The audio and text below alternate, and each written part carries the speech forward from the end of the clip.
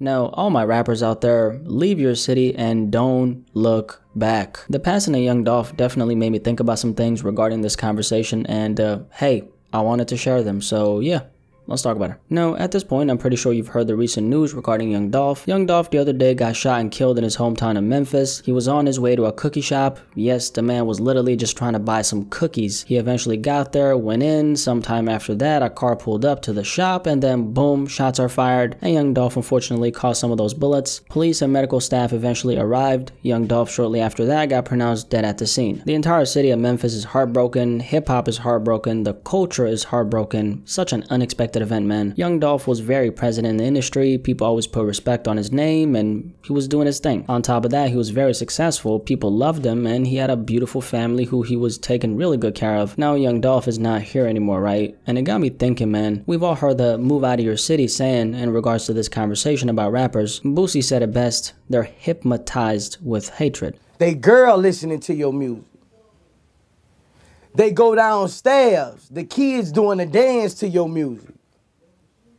Now they are hypnotized with hatred. Boosie was talking about this conversation we're having right now, which is rappers getting killed in their own cities. This has very much proven itself to be a real thing. At this point, you can't ignore it, you can't deny it because it's right in front of us. Whether we're talking about X getting stalked to the bank and then to that motorcycle shop and then got cornered by his killers and eventually got killed, or whether we're talking about Nipsey getting gunned down in front of his own store, the one he built in his own neighborhood to give back to his community, or if we're talking about this recent situation with Young Dolph where the man was out buying some cookies.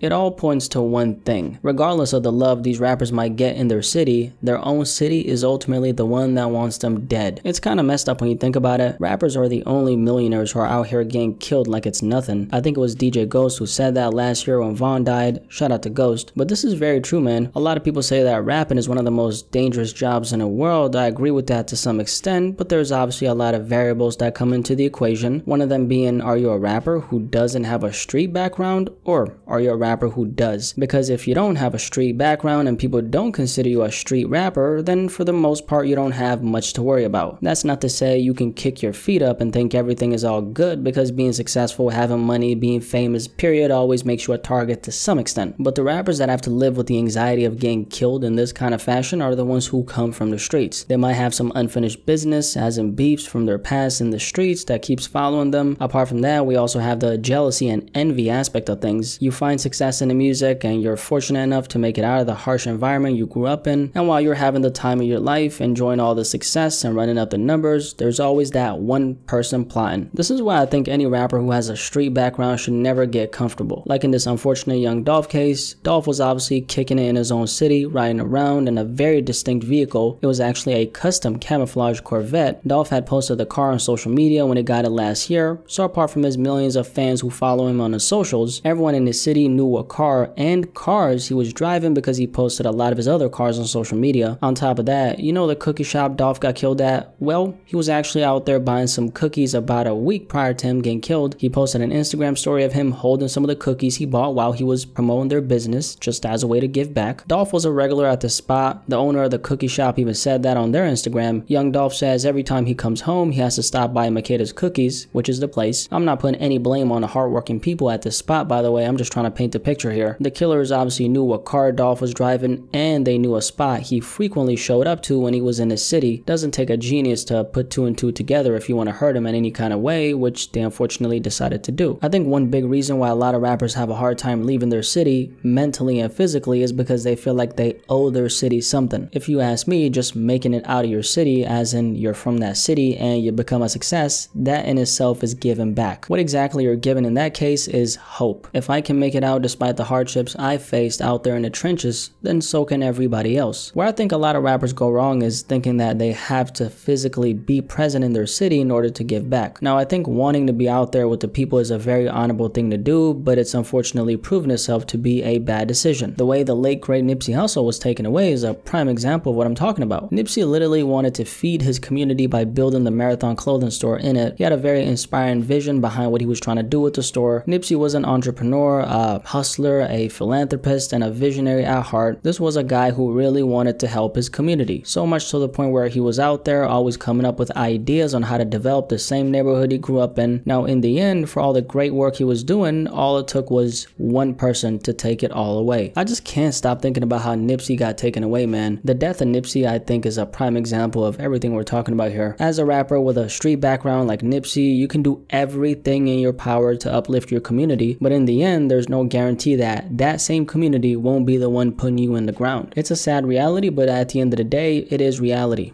What can you do? But yeah, to all my rappers out there, leave your city and don't look back before it's too late. The death of Young Dolph had me thinking a little bit, man, so I just wanted to share my perspective on this entire conversation. With that being said, do you have any thoughts on this entire conversation? Definitely let me know in the comment section below, and let's have a discussion about this.